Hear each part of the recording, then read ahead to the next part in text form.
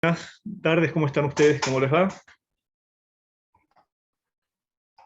Buenas tardes, profe. ¿Cómo está? Bien, gracias. Bien.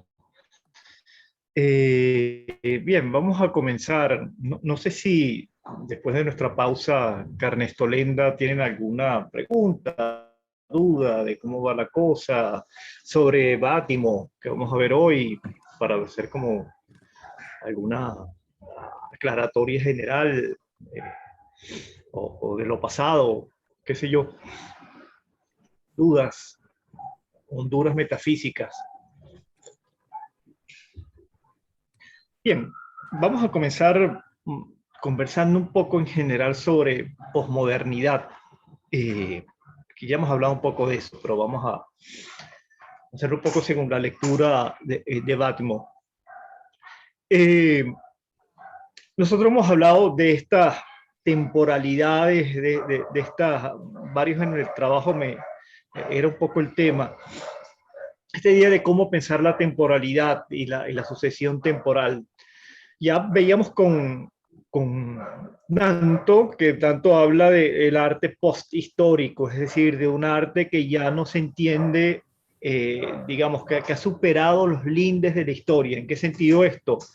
En la idea de que el arte contemporáneo es un arte que no es un momento más de un desarrollo histórico, sino supone más bien una concepción de la historia en que ya no va a suceder, vamos a decirlo así, un periodo nuevo, una forma nueva,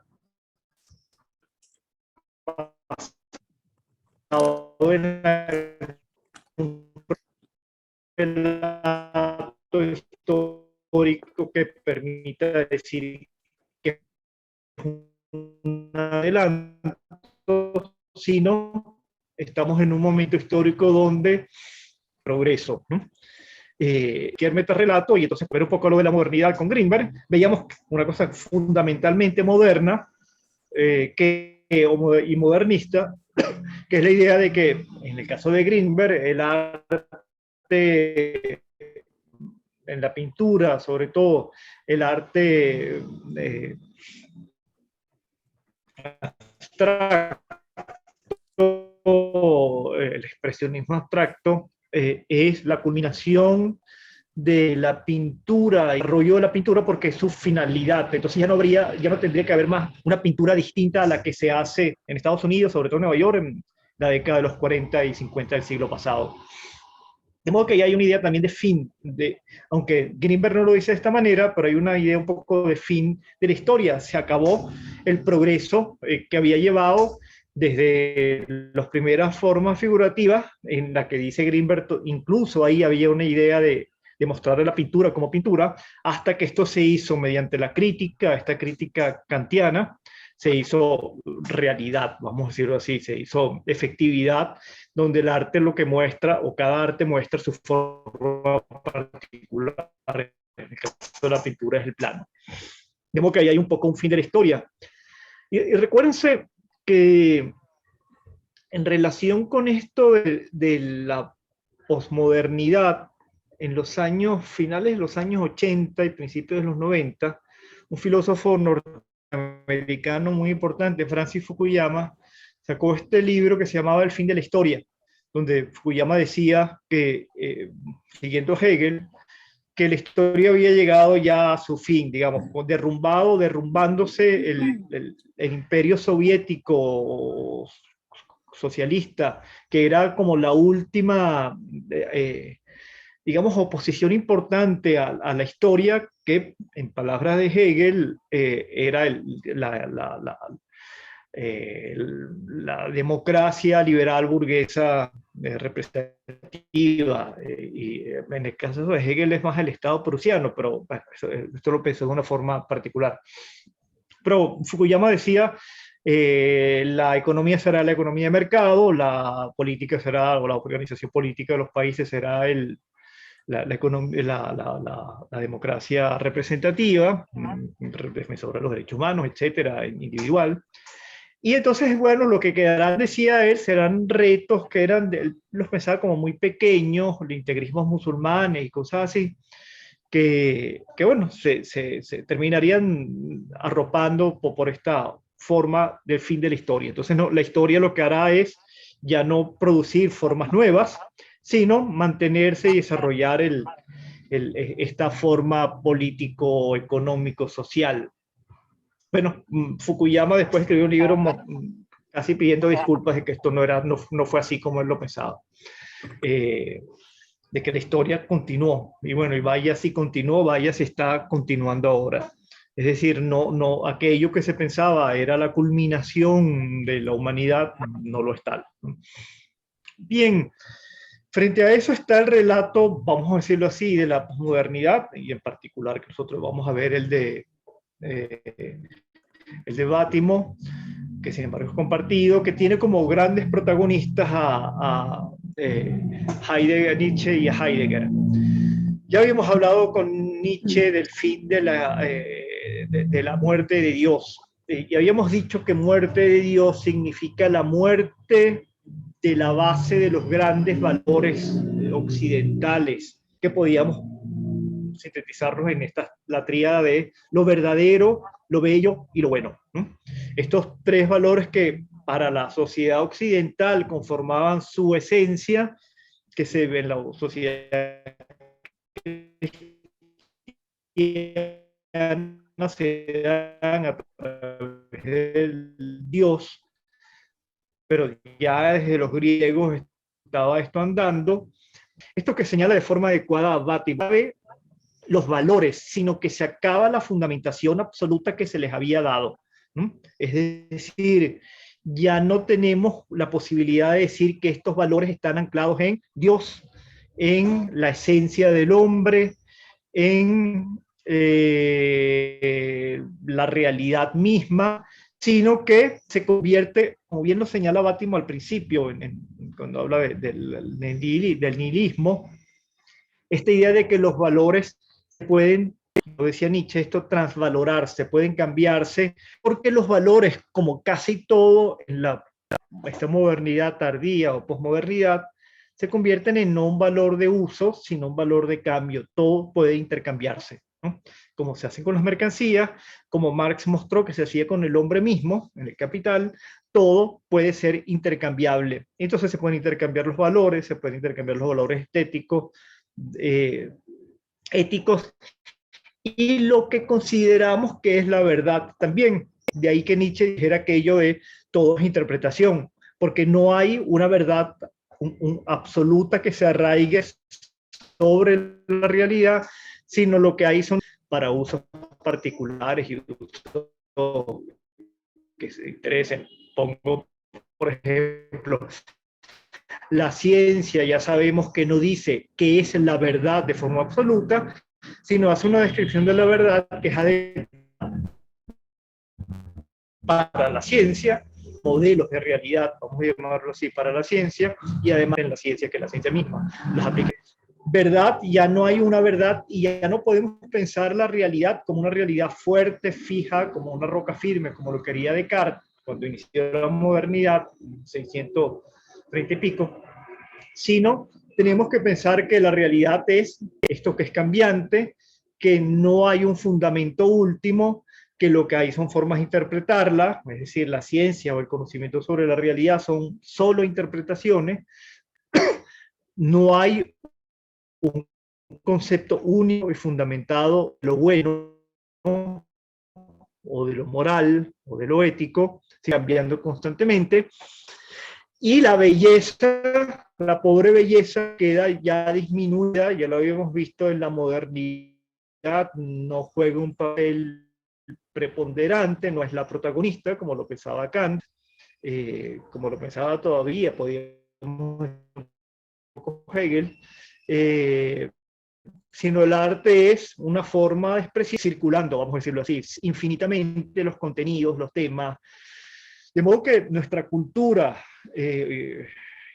occidental, iba a decir yo, pero creo que todas las culturas han pasado contemporáneas por esta etapa posmoderna, es decir, etapa en que ya no podemos seguir manteniendo los criterios de la modernidad de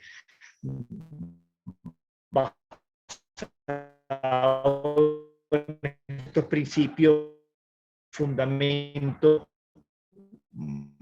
fundamentados en alguna idea, como hace Bátimo, con los fundantes de lo bello, lo bueno y lo verdadero.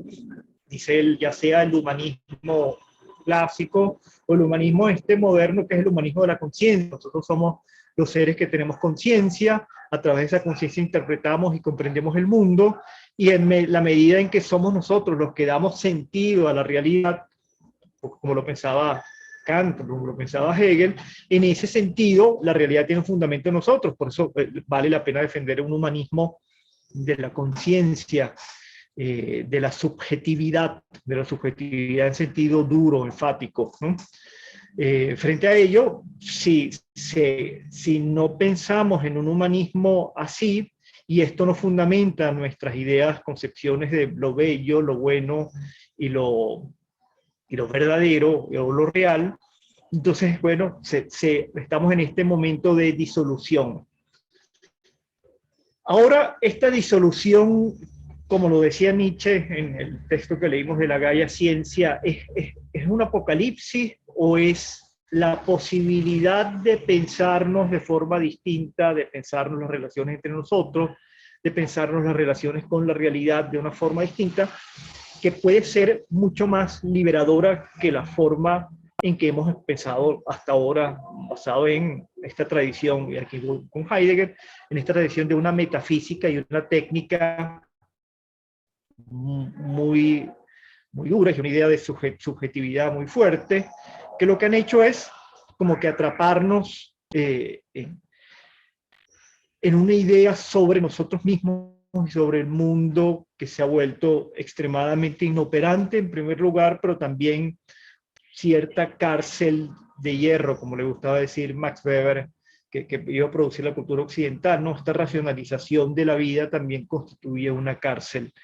Y la posmodernidad en este sentido podría ser, y Bátimo siempre apunta un poco a esto, a pesar del carácter crepuscular de su libro en general, apunta que hay aquí la posibilidad de crear nuevas formas de entendernos y de entender, de entender la, vamos a decirlo así, aunque estoy con comillas, eh, mucho más interesantes, mucho más productivas y mucho más liberadoras.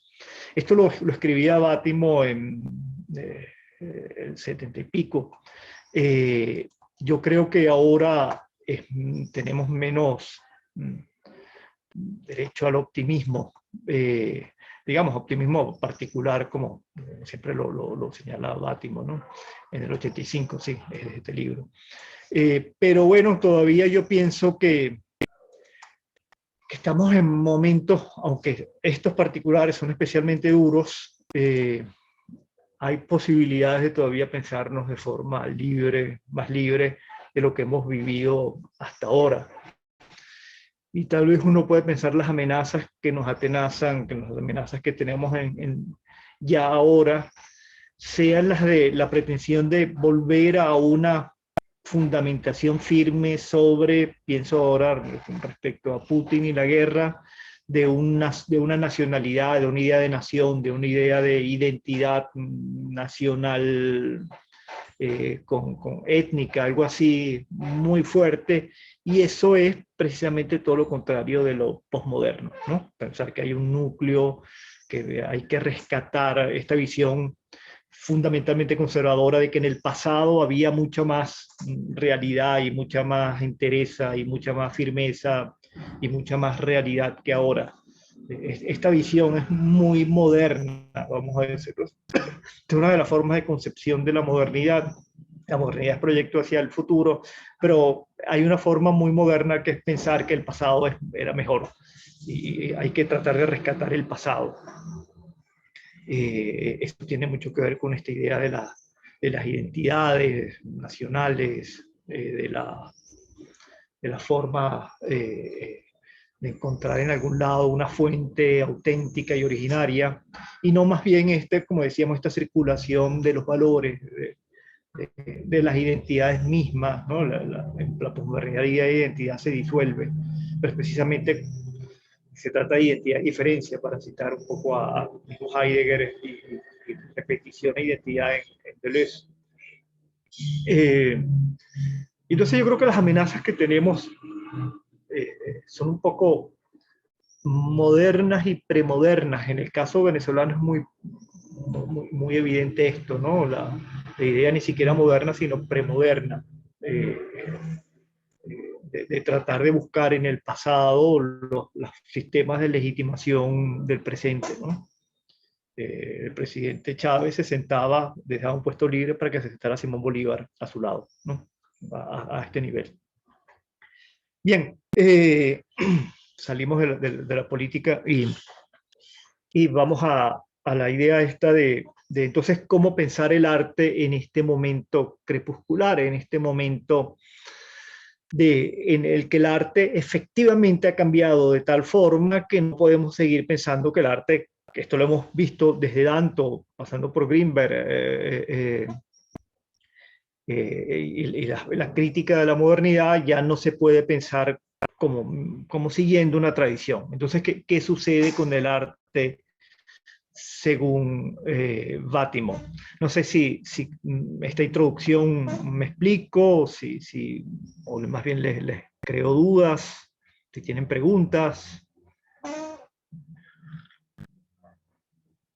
si hay una crítica importante.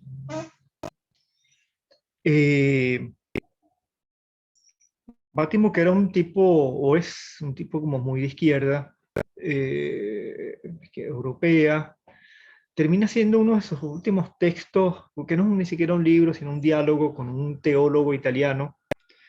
Piensa que la idea de Cristo es lo único que nos puede más o menos sostener esta idea, y la idea de Cristo como este Dios que se encarnó y se convirtió en humano, y humano es carne padeciente, y entonces es esta idea de redención a través del sacrificio, a través de hacerse humano, de tratar de encontrar en la caridad un principio que nos unifique, es posiblemente el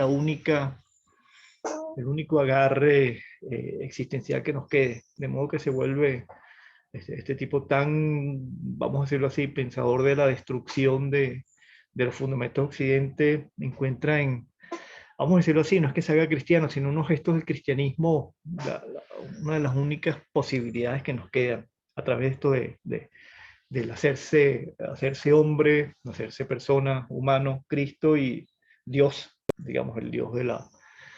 Y por otra parte, esta idea de la convivencia, de la caridad respecto a los otros, ¿no? Esto es por lo único que posiblemente, así son las vueltas del pensamiento y las vueltas de la historia, ¿no? Bien, vamos a ver un poco entonces lo que nos propone Bátimo respecto al arte. No sé, ¿alguna pregunta antes de comenzar la presentación? ¿Duda? No, por mi Bien. parte. Sí, ajá, Verónica. Perdón, que no tienes preguntas. Bien, vamos a continuar entonces. Voy a compartir la pantalla y buscar la presentación.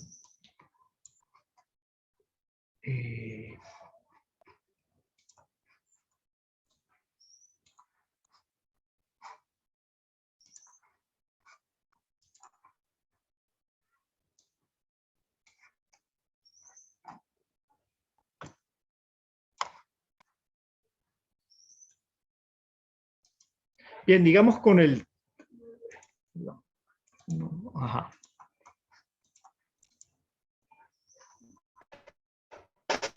Ok. ¿La vemos? ¿Se ve?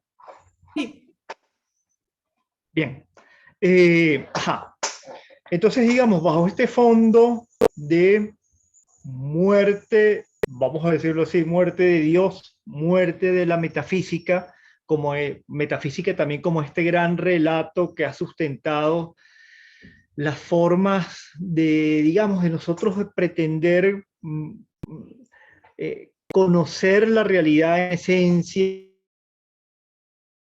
también de pretender dominarla de forma especialmente importante en la modernidad, piensa Heidegger, y ese control de la realidad parece hacerse tan absoluto que ya desaparece la metafísica, muere la metafísica para darle lugar a la técnica, es decir, la metafísica occidental, lejos de tratar de entender la esencia y de tratar de entender el ser, como era su supuesto ideal, lo que ha hecho es tratar de pensar el ente es la cosa, nosotros somos ente, los árboles son entes, pero tratar de entenderlos para dominarlos y controlarlos, de modo que lo que tenía era la metafísica, algo así, piensa Heidegger, como un núcleo de dominio técnico del mundo, algo así, ¿no? Y cuando la técnica entonces se hace fundamental, la ciencia y la técnica, bueno, ya no hace falta metafísica. En ese sentido, ha muerto la metafísica.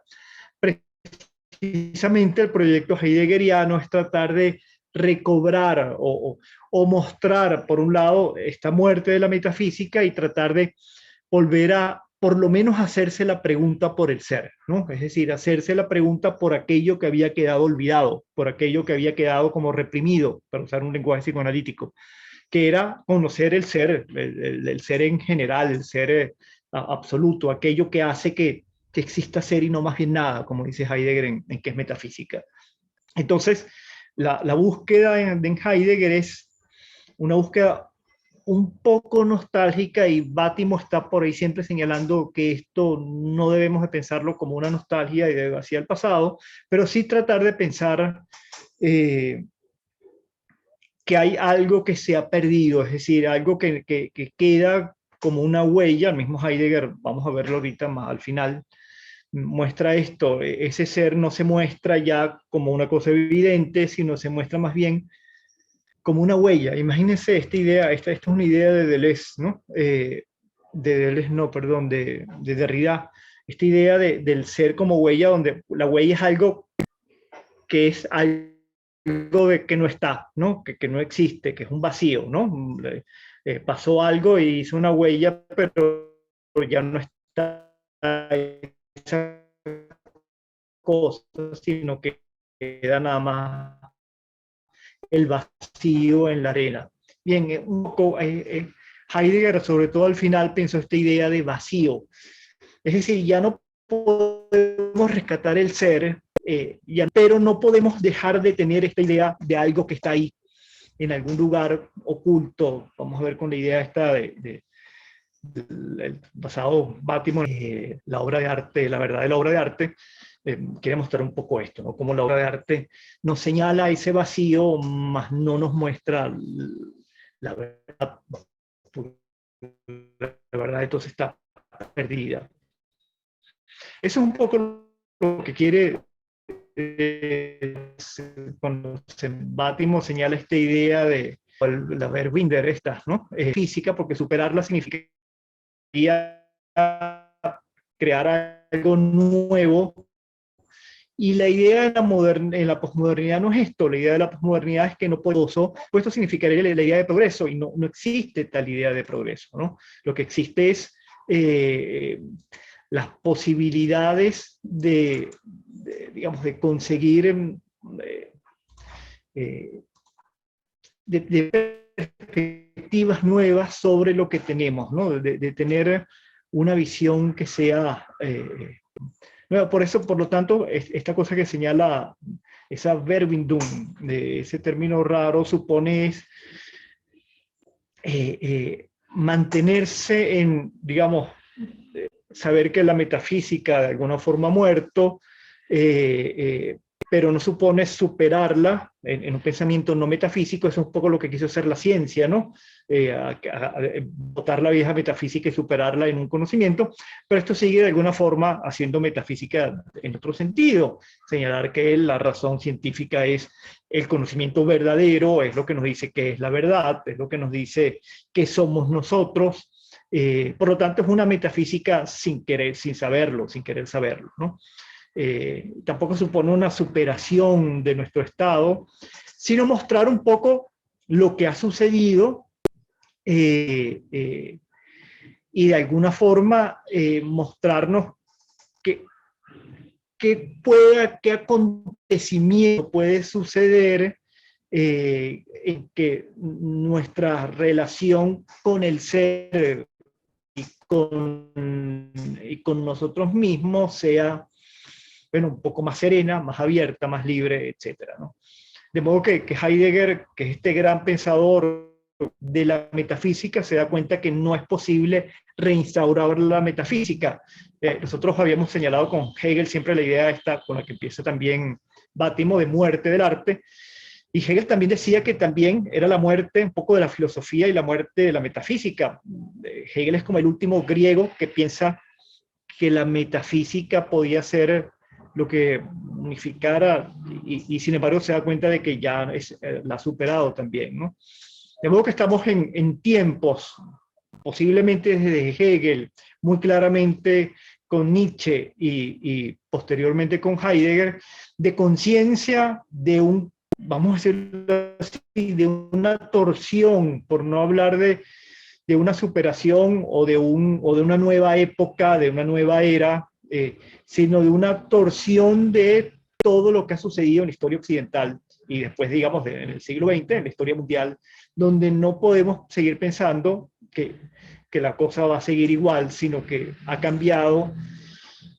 Y precisamente por posmodernos no tenemos un sentido que nos diga hacia dónde ir, sino es esta cosa como más serena, un poco crepuscular.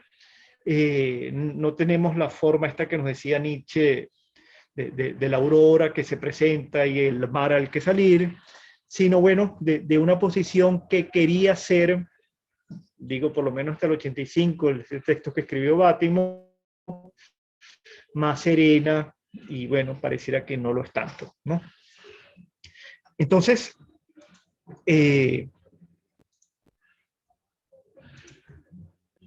ajá. Perdón, yo compartí, no, perdón, es que esto no es lo que quería compartir.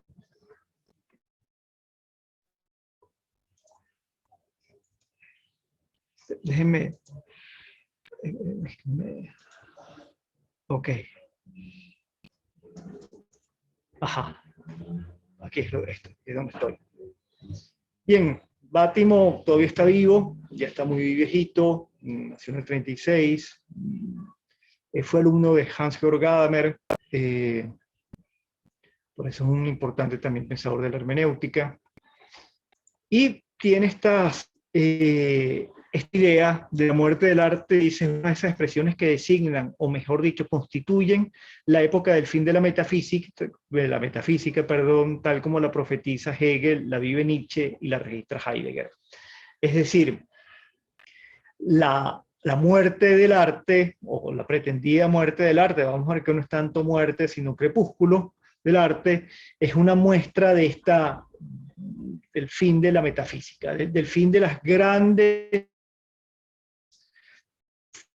fundamentos sobre los valores que teníamos nosotros como sagrados, ¿no? Por eso, en ese sentido es esto que llama Bátimo valores de uso, ¿no? La verdad, la belleza y la bondad, lo bueno, que constituyen para nosotros como lo que sostiene nuestras formas de vida cotidiana, nuestras formas de vida comunes, etcétera, lo que constituyen los valores más queridos de la cultura occidental, al menos, ¿no?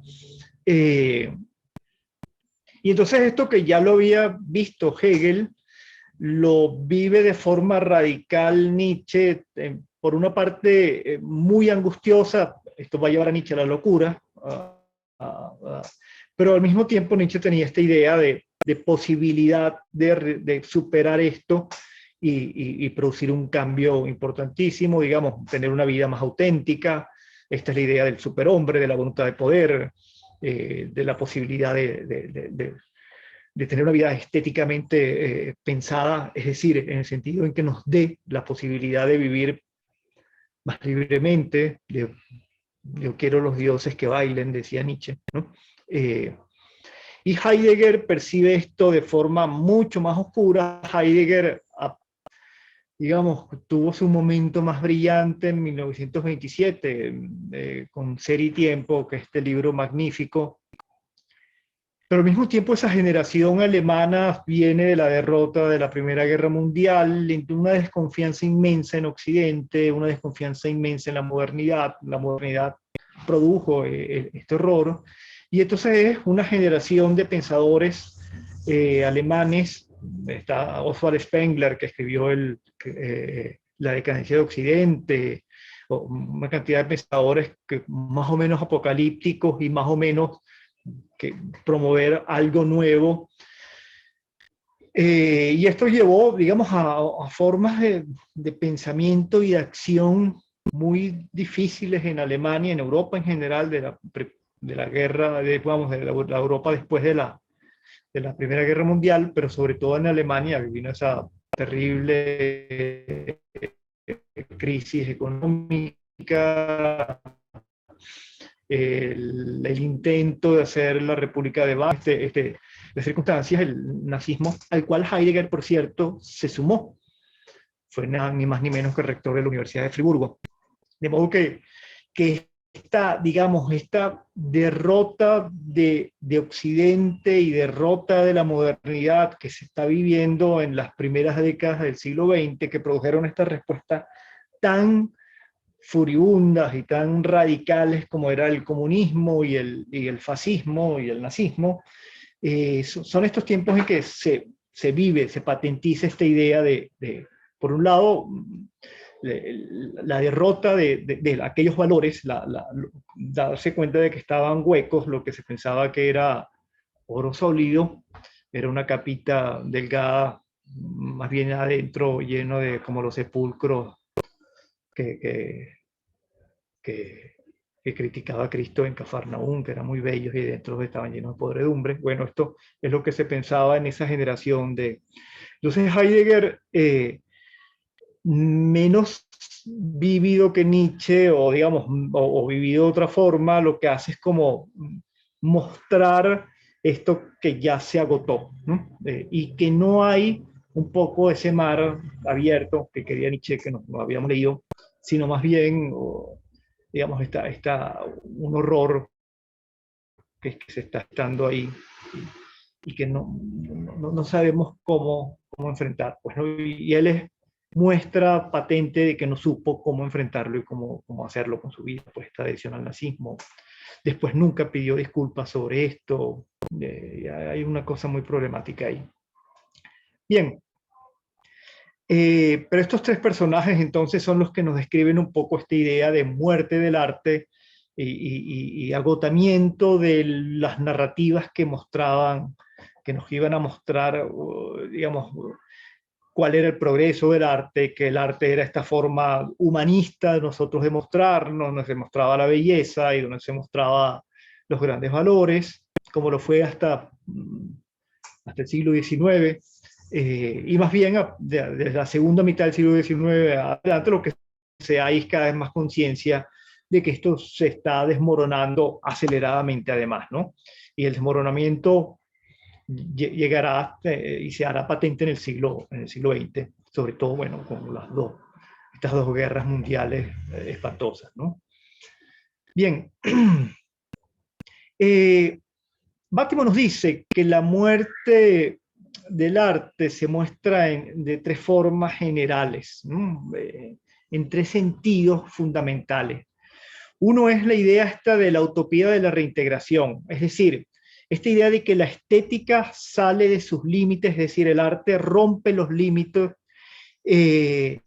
institucionales que se le había fijado, es decir, el arte sirve para con la complacencia del espíritu, el buscar el placer de la belleza. Se encuentra además en unas formas que son distintas a las otras formas de la vida, es decir, y por eso se pone en lugares además distintos a los digamos, los lugares cotidianos. Entonces está la idea del museo, está la idea de bellas artes, es decir, esta forma que es distinta a las otras artes, donde están las artesanías por una parte, o lo que se llamaba todavía en el siglo XVIII artes mecánicas, ¿no? Sino suponen algo, una experiencia como particular. Bien, la muerte del arte supone, y todavía podemos escuchar ecos de Hegel en esto, la idea de que el arte se mete en la vida, ¿no? Es decir, ese derramamiento del arte fuera de sus límites, romperse de los límites, supone que se mete en la vida.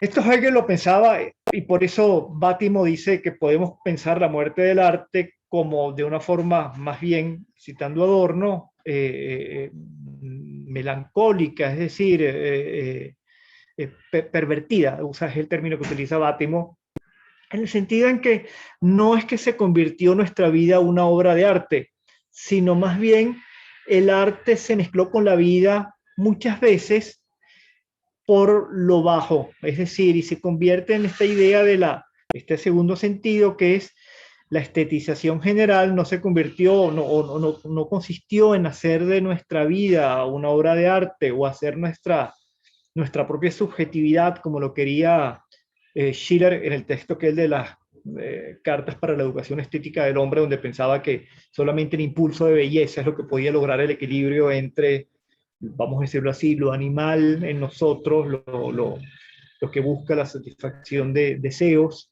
y lo formal, que es la rigurosidad de la ley, de la razón, etc. Y es el espíritu o el impulso de belleza el que logra equilibrar estos impulsos. Y esto se hace mediante una educación estética. No es esta forma, digamos, lo que señala Bátimo es que la estetización general de la vida se ha dado de una forma más bien de la mano de los más media, de los medios masivos, y supone una forma kitsch de vivir el arte, ¿no? Es decir, la vida sí efectivamente se ha vuelto más estética, se ha metido lo estético dentro de nuestra vida, pero no ha sido para, como incluso lo quería Benjamin, para elevarnos a esta forma liberadora del arte, de la reproducción del arte, sino se ha vuelto más bien insistir en las formas de dominio, en este caso ni siquiera dominios desde el poder político, sino de dominio de los más media, ¿no? de los intereses más mediáticos. Y la otra forma, un poco de reacción frente a de esta forma kitsch en que se ha vuelto lo artístico, que se muestra el arte, es esta idea de la muerte del arte como suicidio, es decir, este arte que se vuelve silencioso, que se vuelve oscuro, que se vuelve mudo, y entonces los ejemplos de Bátimo es el teatro de Beckett, por ejemplo, ¿no? Este teatro del absurdo, donde no hay final, donde los personajes están descentrados y no encuentran, o la poesía, hemos hablado de esto, la poesía de Paul Celan, que es esta poesía críptica, que es muy difícil de leer, que son textos muy pequeños, de muy difícil interpretación. Todas estas son formas en que se muestra esta reacción ante el estallido de lo estético, el estallido del arte, de la explosión de lo que era pensemos de nuevo en la idea de museo, de este espacio donde estaba lo estético y a donde íbamos preferentemente los fines de semana, una cierta forma de acto religioso laico al templo donde están las formas de la belleza. Esto ya no es cada vez menos posible o cada vez menos adecuado dentro de la estetización de la vida. Ya lo hemos visto nosotros en la en la contemporaneidad, y cómo el arte sale del museo. La misma idea de museo se vuelve, digamos, pierde su sentido de lo sagrado, y se vuelve una forma más dentro de la vida. Entonces, digamos, vamos a ver estas tres formas y vamos a ver cómo surgen otras otra tercera, que es de esto que dice Bátimo, se sigue haciendo arte y como más o menos siempre se ha hecho. Esto habría que entenderlo como una forma en que se muestra también esta forma crepuscular. Y finalmente, esta crítica a la estética y una propuesta estética particular que hace Bátimo basado en Heidegger. Bueno, está la idea esta de la utopía de la reintegración, es decir, desde Hegel se pensaba que el arte se podía hacer, digamos, una forma de comprensión de nosotros y podía suponer una manera nueva de hacer nuestra vida. Es decir, el arte forma parte del espíritu, pensaba Hegel, y como forma del espíritu, es una forma en que nosotros nos podemos pensar y actuar de una forma distinta, ¿no? De modo que lo que en Kant era todavía la idea de una forma separada, recuérdense que la crítica kantiana, esto lo deben estar viendo con Humberto, la crítica del juicio en Kant lo que hace es separar la experiencia estética y la del arte de la experiencia de la verdad y de la experiencia de lo bueno. Y entonces hay esta idea de reintegrar esto que Kant había separado y que separó un poco la estética del genio, en esta idea del genio, que es el artista separado de la realidad. Ya el artista va a ser, más bien quiere ser protagonista o debía ser protagonista de la realidad. Esta es la idea del arte como en esta función social y política, de agitación política, ¿no? Dice Bátimo, las poéticas de vanguardia rechazan la delimitación que la filosofía, sobre todo la de inspiración neokantiana y neoidealista, les impone. No se dejan considerar exclusivamente como lugar de experiencia ateórica y apráctica, es decir, no trata de la verdad, que sería lo teórico, ni de lo práctico, que sería lo moral, sino que se proponen como modelos de conocimiento privilegiado de lo real. Esto es muy importante porque buena parte de la estética del final del siglo XIX y principios del siglo XX, quiere pensarse como un modelo privilegiado para conocer lo real. Esto lo pensaba Nietzsche, y como una forma importante para pensar la moral, ¿no? Es decir, las estéticas no son meramente estéticas del placer y del disfrute, sino son estéticas de comprensión muy adecuada del mundo y comprensión fundamental de la experiencia humana.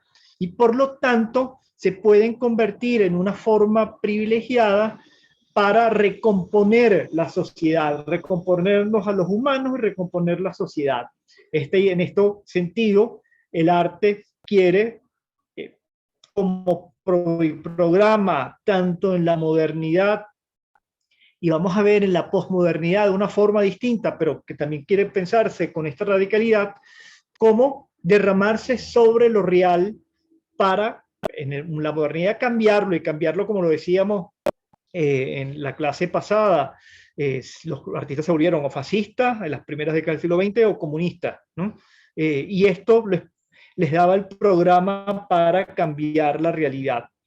Y el arte mismo se echó a la calle, es decir, el arte, por esto Benjamin habla de lo adecuado que es la reproductibilidad del arte ahora, porque permitiría, si está bien llevada, como lo dice Bátimo, hacer un arte de liberación de los pueblos, pero también se puede convertir en una forma de opresión fascista, como lo dice Benjamin.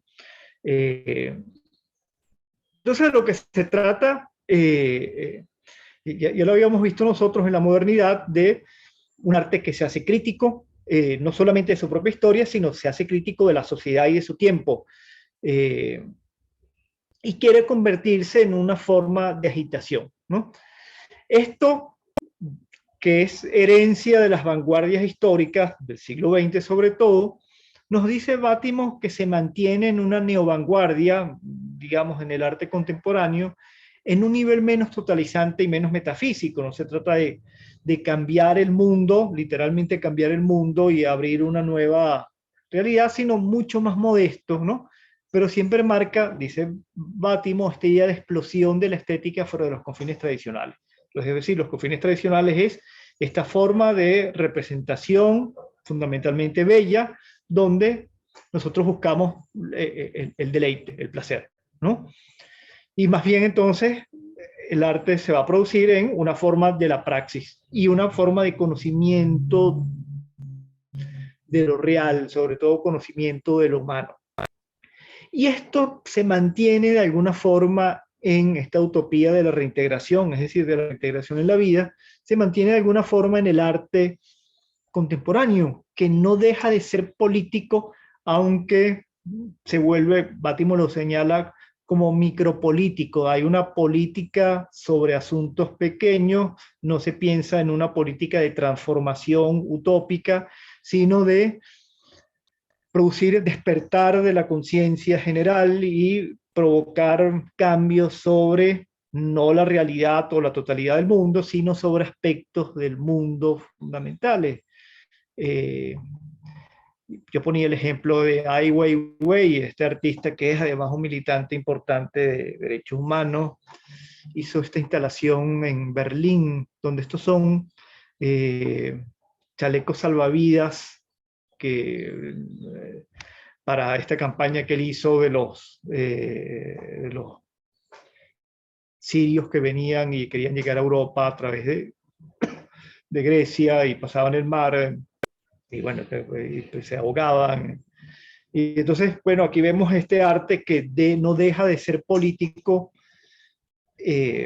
como por ejemplo Ai Weiwei, y que sin embargo no supone las formas, no sé si esto es más o menos radical, pero sí tienen como objetivos distintos. Es un arte que quiere poner, digamos, el foco sobre los problemas del momento y llamarnos la atención sobre él, no como el futurismo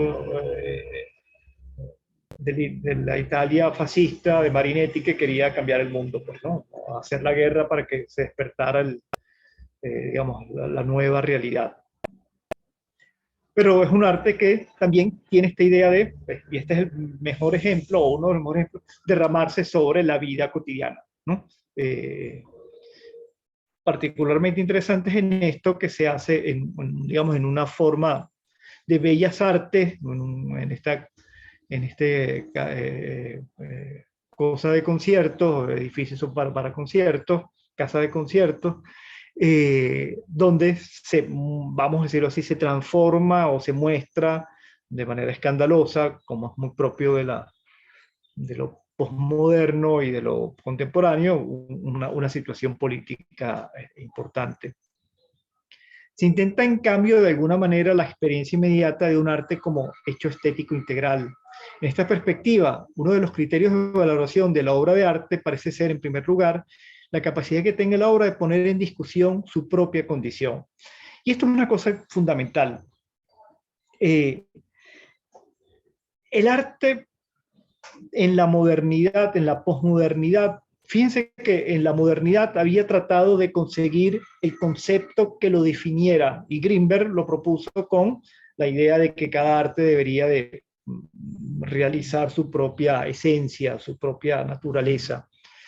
Aquí más bien en la posmodernidad lo que hace es preguntarse, discutir su propia condición, es decir, ¿cuál es el papel que tiene el arte? Papel juega en el resto de la sociedad, qué relaciones tiene con la política, qué relaciones tiene con la moral. Entonces, digamos, esta experiencia que se mostraba en Kant como una forma particular, autónoma, que suponía el disfrute, y el disfrute, vamos a decirlo así, disfrazado en el caso de lo sublime, en Kant, más bien el arte lo que hace es discutirse a sí mismo y se hace entonces mucho más consciente de esta forma fundamental de que no hay, y de nuevo volvemos a la idea de metafísica, no hay ya una esencia de arte fija que me pueda permitir definirlo, ¿no? No es lo que pensaba Kant, esta experiencia fundamental sobre la belleza que produce placer, o no es como lo pensaba Hegel, la idea representada de forma sensible, ¿no? La representación sensible de la idea, como definía Hegel. Es decir, la idea para Hegel es el pensamiento absoluto, vamos a decirlo así, que tiene en el arte una forma privilegiada de mostrarse. Esto ya no existe, más bien existe discusión de esto. Es decir, fíjense cómo aquí se nota un poco esta problematización de no solamente de acabarse los bordes, ya no sabemos, como hemos dicho, definir significa poner límites, ya no hay límites en el arte quiere salir de sus límites, pero esto supone también el problema de valoración de qué es la obra de arte, de qué cuál es, ya no tenemos tampoco, como diría Benjamin, el aura de la obra de arte que conservaba esta, vamos a decirlo así, lo sagrado prácticamente que tenía la obra de arte frente a las formas de la vida cotidiana, sino que la obra de arte pierde su identidad y esto supone que o se vuelve parte de la realidad o la realidad se vuelve arte también, como veíamos que pasa habíamos dicho que pasaba con Warhol, y esto supone finalmente discutir su propia condición. Lo que Greenberg señalaba que se había logrado en la modernidad, que era definir realmente la esencia del arte, ya esto no existe, ya no hay parámetros para saber cuál es la condición propia del arte. Tenemos también entonces este arte que se vuelve kitsch, que se derrama sobre la vida, pero se derrama sobre la vida, digamos, por decirlo de alguna forma, hacia abajo, ¿no? La experiencia estética en la época de la reproductividad indica el paso de la significación utópica revolucionaria de la muerte del arte, esto que señalábamos ahorita, es decir, el arte se reintegra en la vida, a su significación tecnológica que se resuelve en una teoría de la cultura de masas. Es decir, cuando el arte se disuelve en esta cultura más mediática, cultura de los grandes medios de comunicación, que se vuelve espectáculo, se vuelve mercancía además al alcance de todo el mundo, no mercancía cara, como era el arte clásico, el arte aurático, como dirías con Benjamin, usted compra el cuadro porque es un original, sino se vuelve en esta mercancía reproducible infinitamente, que todos tenemos acceso a ella, que todos tenemos, y no se pierde su significación por lo menos en este sentido, de originalidad y especificidad ontológica, es decir, la obra de arte es particular y tiene un peso de realidad muy importante. La cultura de masas esto desaparece y tampoco tiene el sentido utópico que quería darle Benjamin, ¿no? La muerte del arte es la que de hecho ya vivimos en la sociedad de la cultura de masas, en la que se puede hablar de estetización general de la vida, en la medida en que los medios de difusión que distribuyen información, cultura, entretenimiento, aunque siempre con los criterios generales de belleza, atractivo formal de los productos, han adquirido en la vida de cada cual un peso infinitamente mayor que en cualquier época del pasado. Es decir, tenemos esta doble cosa aparentemente contradictoria, pero yo no le veo contradicción. Por una parte, todos tenemos acceso a la cultura, pero por otra parte, la mayoría buscamos acceso a la cultura, una cultura como muy depreciada, que se ha vuelto kitsch, que se ha vuelto poco problemática, que tiene poco de esta experiencia de lo sublime, que hablaba Kant, esto que nos mueve, esto también lo decía de la belleza Kant, ¿no? El placer supone la posibilidad de la reflexión, decía Kant, ¿no? La belleza, lo bello, lo que decimos bello, dice Kant, una frase muy bella, muy bonita, dice, pone a resonar, como resuena en un piano, pone a resonar las ideas en la mente, es decir, la belleza me lleva a la reflexión. En cambio, la belleza del arte, inmediato, disponible y masivo, lo que hace es más parecido a la satisfacción, Batemus es un término posterior, gastronómica, es decir, del mero disfrute, del disfrute inmediato y poco reflexivo como una forma, como un producto más del mercado que muchas veces se consume y se desecha, ¿no? Y que tiene el kitsch la expresión máxima, es decir, el kitsch sería la forma estética de esta cultura de masas, ¿no? La muerte significaría entonces dos cosas, por lo menos en estos dos registros que estamos viendo. En un sentido fuerte y utópico, el fin del arte como hecho específico y separado del resto de la experiencia en una existencia rescatada y reintegrada, es decir, que el arte borre sus límites para rescatar la existencia y reintegrarla y volver entonces a tener una vida mucho más plena, mucho más completa, o en un sentido débil o real, y subrayamos real aquí, la estetización como extensión del dominio de los medios de comunicación de masa y entonces de la banalización, mercantilización y hacerla cada vez más kitsch de la experiencia artística. Yo ponía este ejemplo.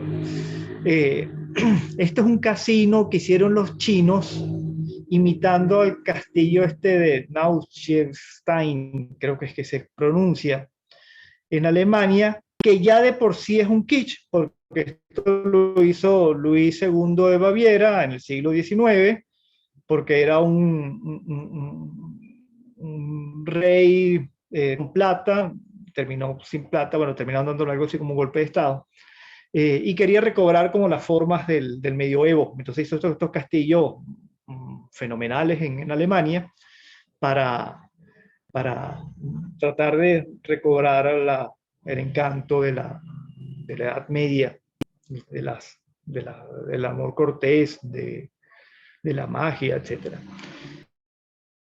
Y entonces los chinos hicieron, que les encanta mucho ir a este castillo cuando van a Europa, hicieron este kitsch del kitsch, que es un casino, hotel, por supuesto que debe producir millones de dólares o de yuanes, no sé cómo lo cobran.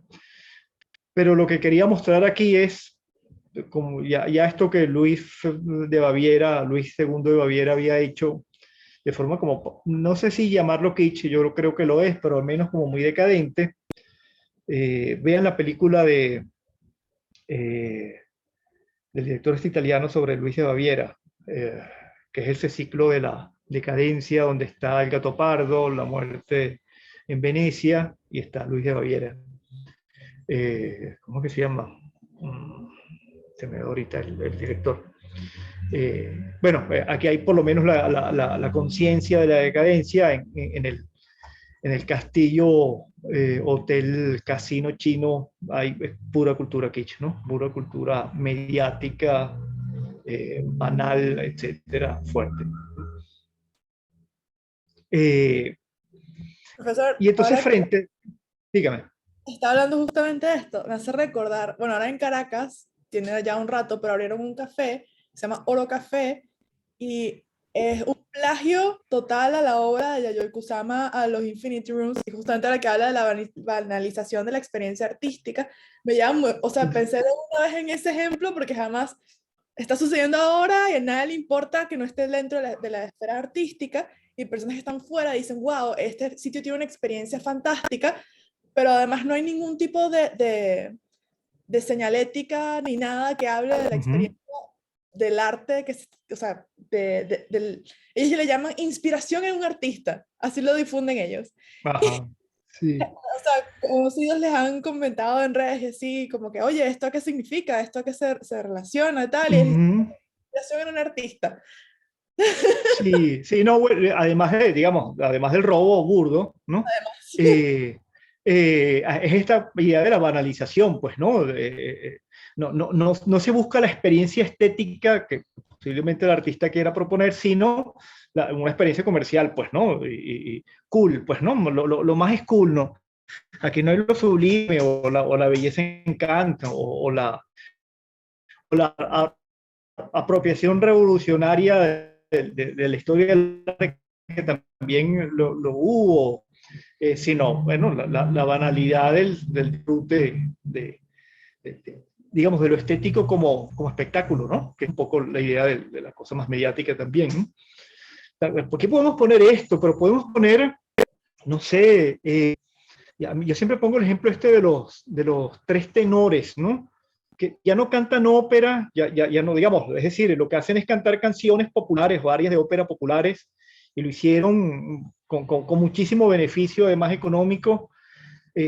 Pero esto que iniciaron los tres tenores, o digamos, ellos lo hicieron muy enfático, sucede ahora con la música. Yo entiendo que hay como una corriente de muestra, vamos a decirlo así, de música académica, que es esta forma como muy light de tocar piezas separadas, distintas, digamos, se descompone una obra y se toman las piezas, las partes más, y se montan como espectáculos, bueno, que son muy banales, pues ya usted no escucha la ópera de Wagner, sino escucha el aria de las Valquirias, pegado después eso con otra cosa, eh, y entonces ya no hay la experiencia wagneriana de escuchar, sea bueno o mala. A mí no me gusta mucho, pero hay gente que sí tiene muy buenas razones además para suponerlo, y se convierte en un espectáculo más mediático, pues, ¿no?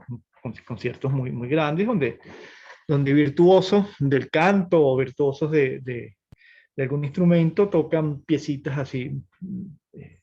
O estos cantantes, pienso de música, cantantes líricos de ópera, que cantan música popular, ¿no? Y entonces sacan unos discos con mucho éxito. Este cantante peruano, ¿cómo es que se llama? Eh, y el mexicano también, que tiene unos discos como muy, muy pop. Eh, bueno, habla un poco de esto, ¿no? Hay algo ahí que se mueve, bueno, esta cosa del dinero, que el dinero no es malo, ni yo no quiero decir que ser rico es malo, o cosas así, sí, pero sí se muestra una banalización de lo estético, que a mí me parece importante. Sí, Gerardo, ¿querías decir algo? Me salgo un momento de aquí para ver. Profe, no se salga, no se salga. No se salga. Dime, te escucho. Pues. ¿Puede echar una para atrás? Dices tú la diapositiva. Esta, dices tú. Una más, creo. A ver. Esa. Esta. Ajá. No, la de estetización general la estetización de la cultura de las masas. Esa. Porque, ajá. O sea, yo lo que veo, esto es una síntesis de los puntos de Bátimo. No, son citas textuales. Citas textuales. Cortadas, sí, recortadas, ¿no? Sí. Yo lo que pienso es, o sea, yo cuando pienso en estética pienso en principios, ¿no? O sea, pienso en algo que va más allá de la armonía de color o de el producto aceptado de la obra. Y por otra parte, yo no pienso, por esa razón, que la cultura de masa realmente tenga una experiencia estética. Y eso es muy debatible. Pero lo que yo quiero decir aquí es que hace falta como que cierta precisión en estas propuestas. No sé si es pues no sé por qué es la época en la que se escribió, no sé. A ver, pero no, tu crítica es a Bátimo, Gerardo. Bueno, sí, porque, o sea, digo, estoy intentando más que todo comprender, porque no pude leer el segundo capítulo y el primero me costó mucho. Pero que me cuesta mucho comprender, o sea, aquí hay como una crítica que quiere erosionar la idea de que lo estético puede promover algún tipo de desarrollo o no sé, no desarrollo, sino de un espacio sublime, de reflexión, de pensamiento. Pero yo no pienso que, o sea, que la cultura de masas contenga esa experiencia estética. Pienso que esa es una cultura opuesta, que es una cultura cuyo propósito es precisamente lo antiestético, o sea, lo antiprincipio. Entonces no sé por qué él utiliza la estética para ejemplificar esto, porque yo sí pienso que la estética tiene un poder de transformación.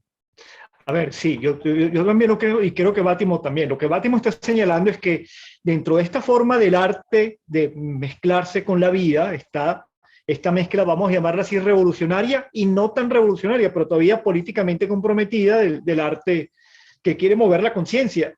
Y por está la obra de Ai Weiwei, ¿no? Es decir, un arte que todavía se compromete con algunas formas de sentido, vamos a llamarlo así, aunque sea un sentido, no el sentido absoluto que se tenía antes, donde el arte mostraba lo bueno, si no quiere, producir una experiencia que sea significativa, por decirlo de algún modo, ¿no?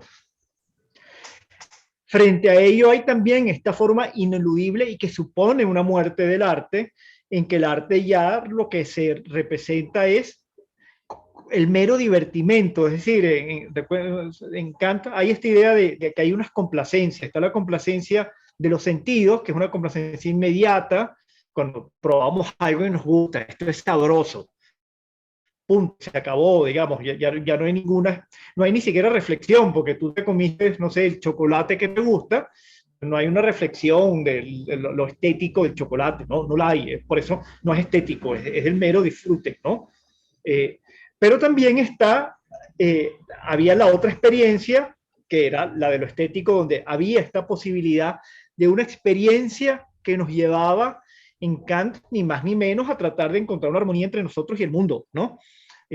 O sea, lo estético representaría esta posibilidad de la armonía y lo sublime, el desencuentro con la realidad, es decir, como un poco como los impulsos de la libido y de tanáticos en Freud, es decir, los sublimes de la idea de separación, de muerte, de miedo en Kant, y la belleza era la relación con la concordancia, el equilibrio con respecto a lo real, y esto nos llevaba a pensar lo real.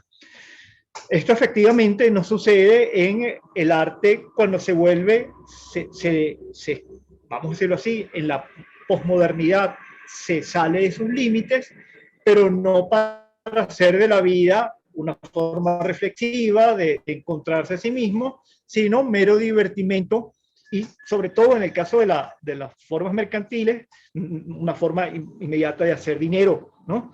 Que no está mal hacer dinero, lo que está mal es que hagas cosas solo para hacer dinero utilizando la forma del arte, pues, ¿no?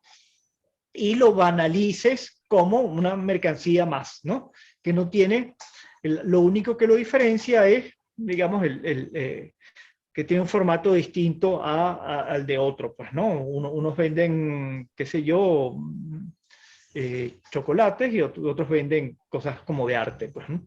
Y esto además lo hace kitsch, ¿no? Y lo hace, kitsch es sinónimo de feo, horrible, ¿no? En este sentido, sí, la experiencia esto muestra una forma de la muerte del arte, pero de la muerte del arte no como esta idea de tratar de pensar una forma distinta de nuestra experiencia, sino integrada en la vida esta cotidiana que tiene más de gris y más no sé, de soso que de interesante, pues, ¿no? En este sentido, Bateman no está reivindicando esto, lo está señalando como una forma en que el arte muere, pues, ¿no? El arte muere porque o se deja de ser arte y se convierte en la vida, pero vamos a decirlo así, desde arriba, y quiere jalar a la vida hacia una forma, en las vanguardias, hacia una utopía. En el arte ahora, una forma de conciencia sobre lo real importante. Pero no, está esta otra forma que es banal, pues, ¿no? Y que efectivamente a mí me parece que hay mucho de esto. No sé si me explico, Gerardo. Sí, profe, yo no pongo en duda, yo entiendo lo que el autor, o sea, él está fundamentando una idea, yo entiendo que ese es lo que se expresa. Lo único que me había quedado poco claro era, o sea, hasta qué punto, o sea, él estaba como que si esta idea estaba correctamente situada o si estaba sobredimensionada, pero creo que tengo Sí, que releerla. vale, vale. No, lo que es un fenómeno fundamental de la cultura moderna, pop, ¿no? Esta cosa del arte, digamos, de la cultura de masas, ¿no? Y esto efectivamente banaliza el arte de una forma como muy lamentable, ¿no? Estos son del crepúsculo de las artes, la parte oscura, vamos a decirlo así, ¿no? El crepúsculo también tiene dorados, ¿no? Un bello crepúsculo también tiene dorados, aunque sean un poco melancólicos, pero esta es la parte más oscura, pues, ¿no? Sí, Miguel, por Bueno, yo favor. quería, ya que la verdad que el debate ha ido por el derrotero que quería comentar, ¿no? Que bueno, creo que a lo mejor yo disentiría con lo que estáis comentando un poco, A porque me ver, está recordando mucho el debate a al libro de Apocalípticos e Integrados de Humberto Eco, que no sé si la habéis leído, ¿no? Bueno, el caso que No, es, pero, no bueno, lo he leído. lo que es muy interesante porque, bueno, Eco expone que hay dos corrientes, ¿no? En la posmodernidad, bueno, o a partir del siglo XX, que son los apocalípticos, que son los que creen que el arte va a morir, ¿no? Porque las formas antiguas van a morir y van a ser sustituidas, y los integrados, que son los que integran tanto el arte y la cultura anterior como la que viene nueva, que sobre todo es la popular, la de masas, ¿no? Yo me suelo escribir más en el tema integrados y bueno, y creo que, por ejemplo, o sea, creo que el arte de masas tampoco es un arte banal ni que tenga mucho que envidiar a otro tipo de artes que podamos sacralizar.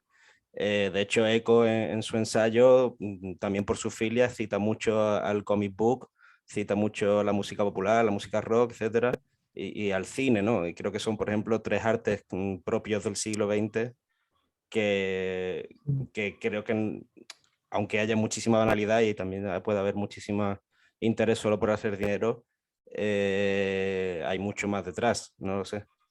Entonces también Sí, me da un poco esa sensación, ¿no? Yo creo que sí que hay unas estéticas dentro del cine, dentro del cómic, dentro de la música popular, que, que no sé, que creo que eso también es un poco que también choca con el academicismo anterior, ¿no?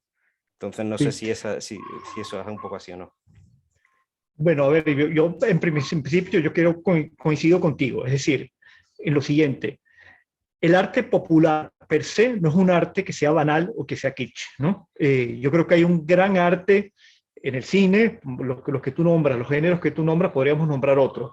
En el cine, la música popular, no la música académica, la música popular y el cómic, que yo no conozco mucho el cómic, lo reconozco y no me meto mucho ahí, pero sí hablo de la música popular, digamos, en la música popular hay realmente clásicos, es decir, igual que hay Beethoven y hay Mozart, hay clásicos en la música popular eh, que son fundamentales en la cultura, no de un pueblo, no de un país, sino universal. No sé, hablo de los míos, podemos nombrar otros, ¿no?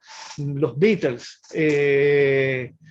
Pink Floyd, me parece a mí clásico, gente que hace música popular, pero una música de muy altísimo nivel y que produce que es lo interesante de esto, y por eso tiene nivel, porque produce realmente experiencias estéticas, es decir, experiencias en las que se mueve, digamos, nuestra subjetividad tratando de encontrar sentido, significado, de que los significados no son cerrados, sino son más bien abiertos, nos obligan como a tratar de completar el sentido, etcétera, ¿no? Pienso en el cine, sí, hay grandes clásicos muy pop, pero que son grandes autores. Qué sé yo, yo pongo un ejemplo que es extremadamente artístico, vamos a decirlo así, ahorita un poco más abajo, para hablar un poco de los apocalípticos y de ese arte que es Tarkovsky, ¿no? El gran director ruso. Pero digamos, más acá, tampoco Bergman, pero pienso en Federico Fellini, que es un artista, de alguna forma, un director y artista, de alguna forma popular. Sus películas tenían gran éxito en Italia, pero al mismo tiempo es un gran cine, es decir, un cine que nos muestra grandes experiencias humanas, ¿no? Eh, y creo que hay otras cosas posiblemente más pop, pero y que son igualmente clásicas, ¿no? Y cuando digo clásico quiero decir esta cosa de, de, de Calvino, porque leemos los clásicos, hablando de los libros clásicos, porque siempre nos dicen cosas, siempre nos están hablando. Yo puedo seguir escuchando los Beatles y encuentro cosas nuevas, oigo cosas que no había escuchado, los interpreto de formas distintas. Igual, no sé, con películas de Coppola, por ejemplo, que hay cosas Sí, maravillosas. ¿Cómo? yo creo que nosotros entendemos. Lo que pasa es que Miguel y yo Sí, vinimos hoy a armar problemas en la clase. no, pero está muy bien. A Entonces, lo que creo problematizar. A Sí, sí, sí. pero problematizar. de eso se trata, de eso se trata. Por favor, no dejéis de hacerlo. Entonces creo que hay un gran arte popular, ¿no? Como siempre lo ha habido. Rabelais era un tipo muy popular que representó además lo popular y cambió las formas de escritura en Occidente, vamos a decirlo así, pero es una revolución, un poco como lo hizo Shakespeare también, ¿no? Shakespeare era realmente popular porque estuvo contra los cánones de la comedia y de la tragedia de la escuela francesa, que eran los cánones serios y cultos y tal, y rompió eso. Y bueno, si le creemos a Harold Bloom, inventó lo humano, o sea, nos inventó a nosotros. Nosotros somos hijos de Shakespeare, de los personajes de Shakespeare. Y era un arte además muy popular, ¿no? A todos los niveles en Inglaterra, desde la reina Isabel I hasta el pueblo que iba ahí al The Globe a ver las obras. De modo que no es por lo popular, sino por una forma que son, y tampoco por lo del dinero. Shakespeare quería ganar dinero haciendo su teatro, para eso lo hacía, entre otras cosas, ¿no? Pero también lo hacía para una forma de expresión del espíritu renacentista inglés y europeo en general, que inventó una forma de subjetividad distinta. De modo que en sí, la crítica de Baltimore me parece que no va por ahí, sino va por esta idea en que sí hay esta forma como muy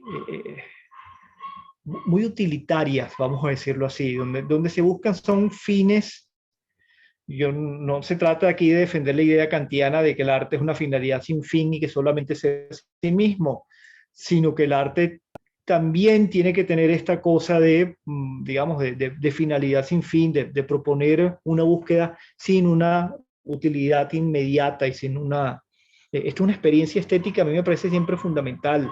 En cambio, si lo tengo como experiencia para traer a gente al café y que disfruten, y ni siquiera reconozco la inspiración, hay una cosa que huele como, que no huele muy bien, porque además no produce, digamos, la experiencia no pasa de ser aquella de ay, qué raro esto, chao, pues, ¿no? La buena obra de arte, así sea la canción popular, no sé, en el mundo, en España pienso en Serrat y en Sabina también, ¿no? Estos tipos que nos hacen, que las canciones son también vida puesta en música y vida que nos dice cosas, y así, podemos mencionar otros. De nuevo hablo de mis gustos solamente. Es cosa distinta a esta bandita de chicos, de adolescentes que canta unas canciones muy pegajosas y a los años ya no se recuerda a nadie de ellas, excepto los adolescentes que fueron fanáticos de ellas, ¿no? Y de alguna forma mueren, porque es un arte como una forma de expresión, como muy limitada, muy particular, con unos intereses muy definitivos y se acaba y se agota, pues, ¿no? Mientras que el gran arte, así sea Rabelais, que era un tipo que traspasaba en fondas, emborrachándose, diciendo groserías y se godeaba con bandidos y tal, sigue siendo el gran texto que es, ¿no? El Cervantes, el Quijote es esto también, ¿no? Entonces, yo sí creo que hay, digamos, ser integrado no es ser kitsch. Se puede ser integrado y producir experiencias estéticas que sean significativas para nosotros, no por sí mismas, sino para que nos muevan en nuestra vida, ¿no? Entonces decía, está esta forma del arte también como protesta a esto, ¿no? Este arte que se hace muy reactivo frente a esto, ¿no? Y aquí podemos entonces tener otra lectura de la muerte del arte, ¿no? La categoría de la muerte del arte, por cuanto se manifiesta como una especie de suicidio de protesta contra el kitsch y la cultura de masas manipulada, contra la estetización de la existencia en un bajo nivel. El arte auténtico a menudo se refugió en posiciones programáticas de verdadera aporía. La aporía significa que no hay posibilidad de continuar al renegar de todo elemento de deleite inmediato en la obra, el aspecto gastronómico, es decir, de este disfrute inmediato donde no hay invitación a la reflexión, por usar el término kantiano, al rechazar la comunicación y al decidirse por el puro y simple silencio, ¿no? Silencio en la poesía, silencio en la música. Habíamos visto esto por tanto, de la obra de John Cage. Y entonces es un arte que se esconde, ¿no? Digamos, que se retira a cuarteles de invierno. Yo ponía el ejemplo, fotograma de la última película de Andrei Tarkovsky, que se llama El Sacrificio. Vean a Tarkovsky, vean esta peli, vean otras de él, donde, bueno, es un arte que se hace, que cine, que es un cine que por supuesto Tarkovsky quería que fuese visto por la mayor cantidad de gente posible, pero es un cine que es difícil, que no es un cine, digamos, del disfrute inmediato, que este aspecto gastronómico, que hay mucha belleza, pero también es una belleza muy dura, que muestra aporías, termina más o menos, esto es algo así como una suerte como el fin del mundo. Bueno, muestra un poco, de forma muy artística, un poco el fin del arte, pues, ¿no? Fue además la película final de Tarkovsky. Pero es este arte que quiere refugiarse vamos a decirlo así, del ruido más mediático, ¿no? Y como les señalaba, está este arte en sentido tradicional.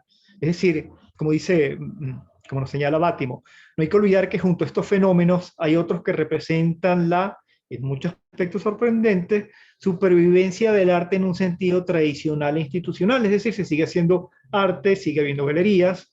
Dice, en efecto, todavía existen teatros, salas de concierto, galerías de arte y artistas que producen obras, las cuales pueden situarse sin conflicto alguno dentro de estos marcos.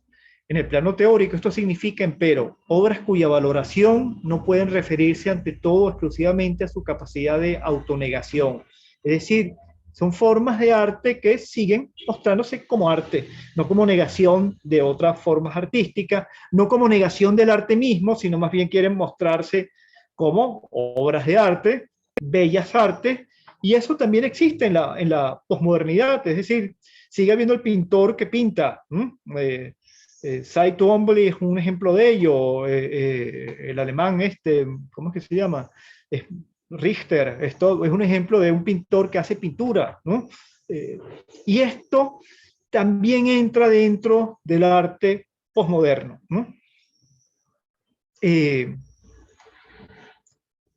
Nos dice Bátimo, el hecho de que a pesar de todo hoy se den aún vitales productos de arte, como esto que señalamos, se debe probablemente a que esos productos son el lugar en el cual obran y se encuentran en un complejo sistema de relaciones los tres aspectos de la muerte del arte, como utopía, como kitsch y como silencio.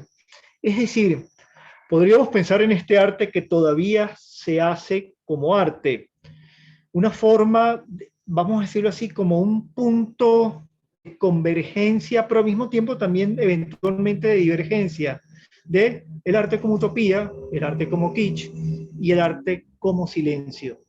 Es decir, para decirlo de otro modo, las formas expresivas y las formas de hacerse arte también pueden dar de sí no solamente una continuación del arte, sino también pueden dar en sí o ser germen de producir este arte utópico, este arte que quiere salirse de las formas artísticas y meterse en la vida para hacernos más conscientes, vamos a decirlo así, ya no para cambiarla y transformarla, sino para hacerla más consciente.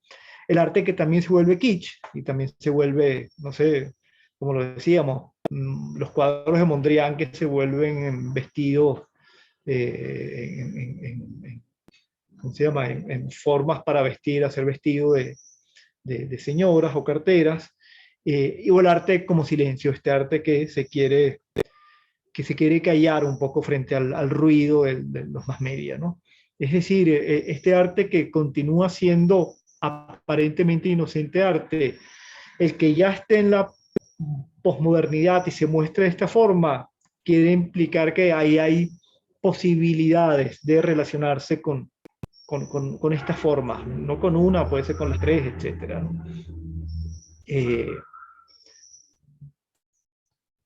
Bien, ya estamos en la hora. Vamos a, no quisiera, no voy a correr. Voy a dejar con esta presentación.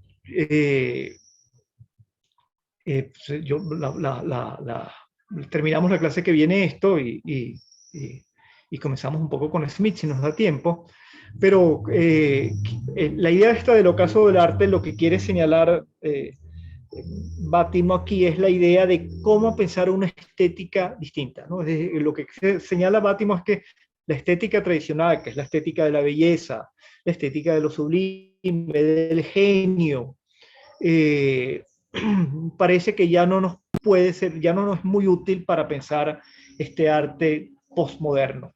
Y entonces, ¿qué nueva estética podemos hacernos para tratar de pensar este arte que se despliega de esta diversidad, por lo menos estas cuatro formas, ¿no?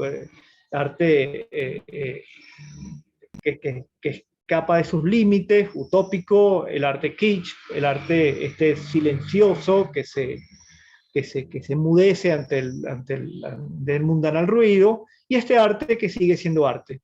Entonces necesitamos una estética nueva, de modo que Bátimo no solamente piensa las formas en que se muestra el arte, sino también critica o discute las formas en que la pensamos, y las formas estéticas clásicas, sea Kant o sea Hegel, que son las que un poco pone él, ya no nos son suficientes para pensar la movida del arte. Tenemos que buscar unas categorías nuevas, y él va a proponer una lectura particular de lo que hizo Heidegger en la verdad, en la obra de arte. Como no hemos terminado, yo voy a darle esto a Pamela para que lo suba al Padlet y ustedes lo lean. De todas formas, traten de volver a leer, o los que no terminaron de leer a Bátimo, y terminamos entonces la clase que viene Bátimo, y continuamos ahí mismo sin mayor solución de continuidad con Terry Smith y qué es el arte contemporáneo. Vamos a leer el texto de Terry Smith, se llama ¿Qué es el arte contemporáneo? Y vamos a leer el capítulo que es el arte contemporáneo que está en la bibliografía, ¿no? Que está solamente el capítulo recortado ahí. Y yo creo que puse también el texto en inglés para los que quieran leerlo en inglés, que está el libro completo. Bien, no sé si tienen alguna pregunta, duda, comentario de esta organización de clases, como los de Gerardo y Miguel, que son bienvenidos y se los agradezco. Profe, nada, nunca se acordó de Simón Díaz en cosas bonitas, populares. No, por supuesto, yo no soy muy, no es mi autor favorito, pero tienes razón, Simón Díaz también va. Sí. Bien, bien. Nada, un placer, pues gracias por su atención, y entonces dejo esta presentación para que veamos lo que yo quiero poner, lo que quiero resaltar de la lectura de Bátimo, y lean Bátimo y tengan por ahí pendiente entonces a Terry Smith y qué es el arte, qué es el arte contemporáneo, perdón. Muy bien, que tengan buenas tardes y feliz semana. Nos vemos el martes que viene. Buenísimo, muchas gracias, profesor.